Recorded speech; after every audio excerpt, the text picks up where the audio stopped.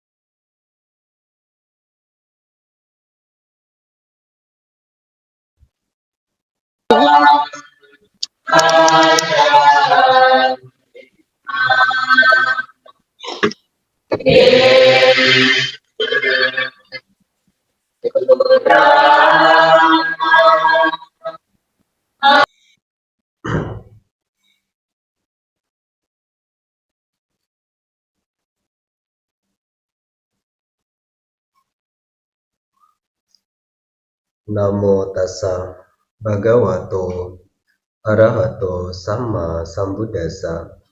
Namo tassa bhagavato arahato sama sambuddhassa. Namo tassa bhagavato arahato sama sambuddhassa. Bhuta boga batha baca Widhina apada sume Uddhaka dakina dina Atto panca balikata Upatitha silawanto Sanyata brahmacarayo. Aku telah menikmati kekayaan, menyokong mereka yang bergantung kepadaku, dan mengatasi kesusahan. Aku telah memberikan persembahan yang lebih tinggi, dan melakukan 5 pengorbanan. Aku telah melayani para biku bermoral, mereka yang selibat dan terkendali oleh diri sendiri. Dikutip dari Patak Kama Sutta Anguttara Nikaya, kelompok 4, Sutta ke-61.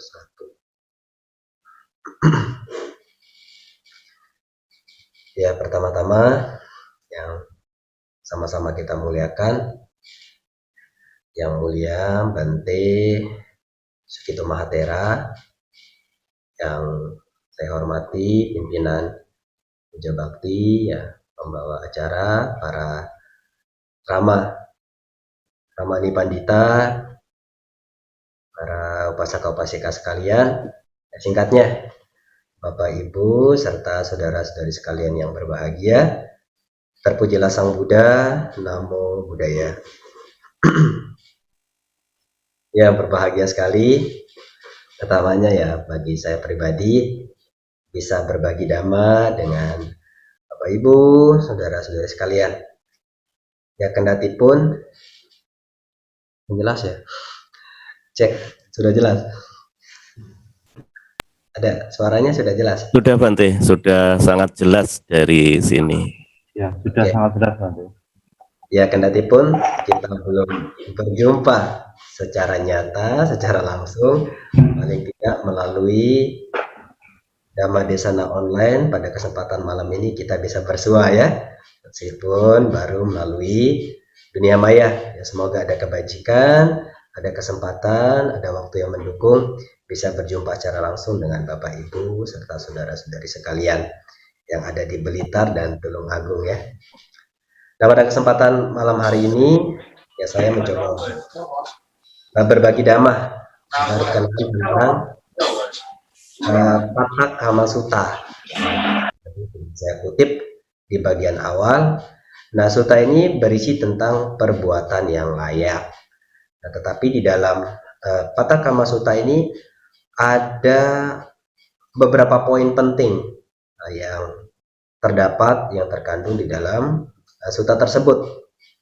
Nah, poin yang pertama itu perihal 4 hal yang sering diharapkan, sering diinginkan oleh para yang khususnya manusia, namun 4 hal ini juga jarang bisa didapatkan.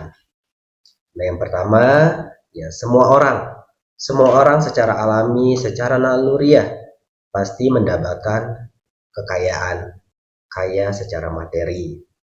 Tidak dapat dipungkiri, ya semua orang, khususnya ya para berumah tangga, semua mendambakan harta kekayaan. Tapi pada realitanya, ya tidak semua orang mampu mendapatkan harta kekayaan sesuai dengan apa yang diharapkan.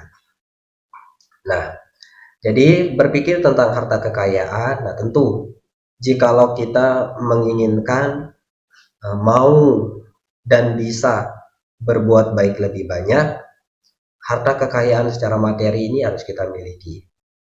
Ya, sebab dengan memiliki harta kekayaan yang melimpah, harta kekayaan yang banyak, nah tentu banyak peluang yang bisa kita lakukan dalam berbuat baik.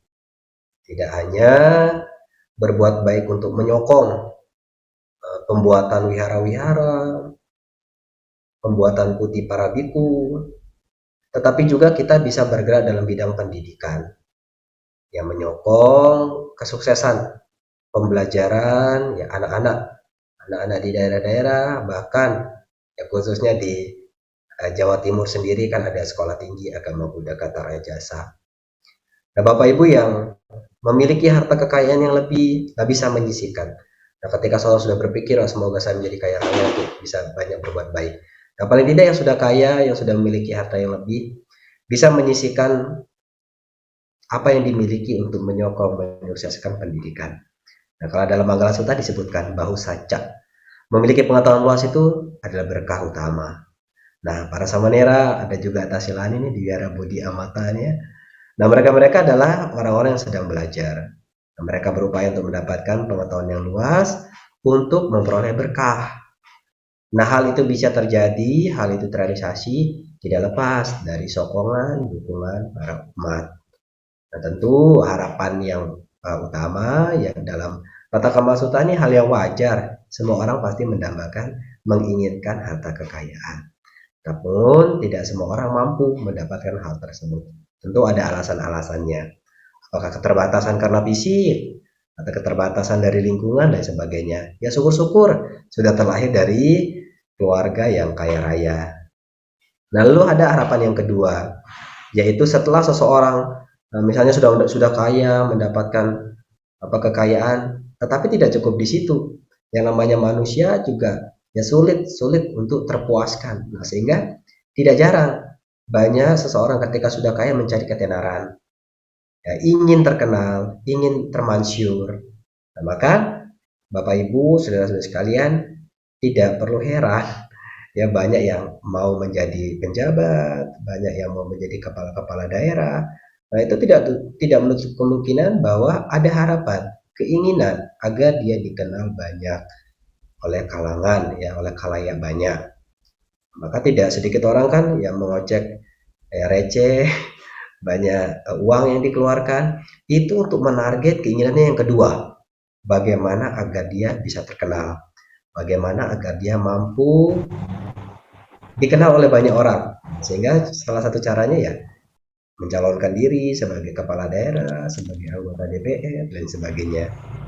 Nah, ketika seseorang sudah menambahkan keinginan tersebut, tetapi apakah real 100% seseorang akan mampu mendapatkan hal itu? Tidak juga. Ya, kalau sudah musim pilkada, di rumah sakit sudah banyak disediakan untuk pasien-pasien yang nantinya frustasi, stres, tidak bisa menerima kenyataan, ya sudah ada tempat untuk istirahat ya. Nah, ini harapan kedua yang diharapkan tapi jarang diperoleh di dunia ini. Lalu ada harapan yang ketiga, yaitu memperoleh ya usia yang panjang. Nah, maka setelah orang sudah terkenal, sudah kaya, terkenal, nah tentu tidak mengharapkan usianya pendek toh. Wah, pengen usia panjang biar bisa menikmati lebih lama apa yang sudah diraih, apa yang sudah didapatkan saat ini. Nah, tetapi usia yang panjang pun tidak semua orang mampu mendapatkan. Nah, maka bukan menjadi suatu jaminan orang yang terlahir lebih dulu mereka yang meninggal duluan, tidak, ya kan? Realita kehidupan ya demikian adanya. Tapi banyak orang yang masih kecil, masih muda juga bisa meninggal lebih dulu karena faktor-faktor lainnya, ya faktor lingkungan, ya penyakit, jasa kebajikan yang tidak mendukung, hingga akhirnya meninggal muda. Nah, maka orang sudah mengharapkan kekayaan, mendambakan kekayaan, kemudian belum puas dengan kekayaan yang dimiliki, akhirnya memiliki keinginan bagaimana bisa terkenal, ya memiliki ketenaran, dikenal oleh banyak orang. Setelah itu juga masih mendambakan sesuatu lagi, yaitu memiliki usia yang panjang. Jikalau memang mendambakan usia yang panjang, siap tidak dengan resiko sakit-sakitan di usia tua, ya kan? Banyak orang yang memiliki usia panjang tapi tidak bisa sehat secara fisik. Tidak 100% orang sehat secara fisik. Dia usia panjang, resikonya pikun. Tubuh jasmaninya bungkuk, ya, keriput, lupa ingatan.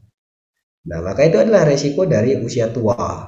Kendati pun usia panjang juga memiliki banyak kesempatan berbuat baik, tetapi ada resiko-resiko yang harus siap dihadapi, siap diterima.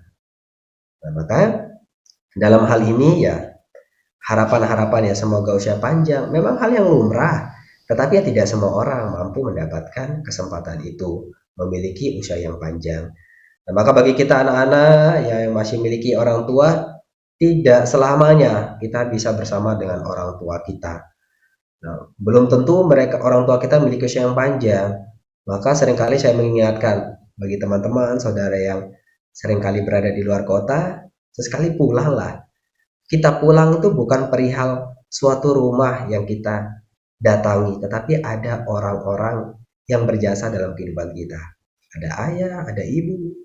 Nah, perihal nanti kalau mereka sudah tidak ada, kendati pun kita lahir dalam satu keluarga, setelah orang tua tiada, kita sudah memiliki kehidupan masing-masing, menjadi renggang.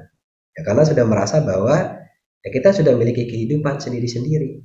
Tetapi selama masih ada orang tua, kita masih ada wadah, kesempatan bertemu, berkumpul dengan keluarga. Maka kita kan tidak tahu sejauh mana orang tua kita memiliki usia, ya sehingga kalau ada kesempatan ya pulanglah. Semoga pandemi lekas berlalu sehingga tidak ribet untuk urusan penerbangan. Ya bagi yang di luar kota, ayo pulang sesekali, tengok orang tua di rumah. Nah, karena kan kendati pun ya kita hidup di luar kota tapi tidak lupa dari mana kita berasal, dari mana ya jati diri kita. Nah, sehingga kalau ada kesempatan ya pulanglah sesekali untuk menengok orang tua. Tidak hanya berhenti dalam keinginan, setelah ingin kaya, masyhur, terkenal, ya, kemudian mendambakan untuk bisa usaha yang panjang, tetapi juga mendambakan setelah meninggal, nah, ingin terlahir di alam surga, alam yang membahagiakan. Nah, kalau kita kutip di dalam Pabatu Pamagata, itu Paritawa Manggala di buku biru di syair terakhir kan disebutkan, siapapun yang melaksanakan dhamma dengan baik melalui pikiran, ucapan, perbuatan, saat hidup di dunia ia dipuja para bijaksana, dipuji para bijaksana, bila kematian tiba berbahagia di alam surga. Ini sebenarnya syarat-syaratnya. Manakala kita mendambakan untuk bisa terlahir di alam bahagia ya harus menjaga, merawat 3 pintu perbuatan ini dengan baik. Pintu perbuatan pikiran, ucapan, dan badan jasmani. Nah, maka ada juga ya memiliki suatu ketakutan, utama-utamanya banyak orang tua tidak tahu kalau di Jawa ya. Kalau di Lombok ini ada beberapa orang sering takut nanti kalau meninggal tidak ada sanak saudara yang apa ya, kalau istilahnya bahasa Jawa apa ya, kalau di Lombok tuh namanya meruah. Kita ada tradisi menyiapkan makanan kemudian kita panggil, ya Bapak A silakan pulang makan minum. Nah, kadang ada ketakutan semacam itu, tetapi kalau kita berpikir secara dhamma, untuk apa? Untuk apa mengharapkan hal demikian? Ketika kita sudah mempraktekkan dhamma dengan baik melalui pikiran, ucapan, badan jasmani, tentu kita sudah memiliki tiket untuk bisa terlahir di alam bahagia, ya kan? Nah, maka ini ada 4 hal yang sering diharapkan namun jarang diperoleh dalam kehidupan ini. Nah, maka syarat untuk memperoleh 4 hal tersebut, nah di dalam Pataka Kama Sutta ini disebutkan ada 4 hal. Itu kesempurnaan dalam keyakinan. Nah, kita yakin terhadap Buddha, Dhamma, Sangha, kemudian yakin terhadap hukum Kama, bagaimana juga kita yakin terhadap kemampuan diri sendiri.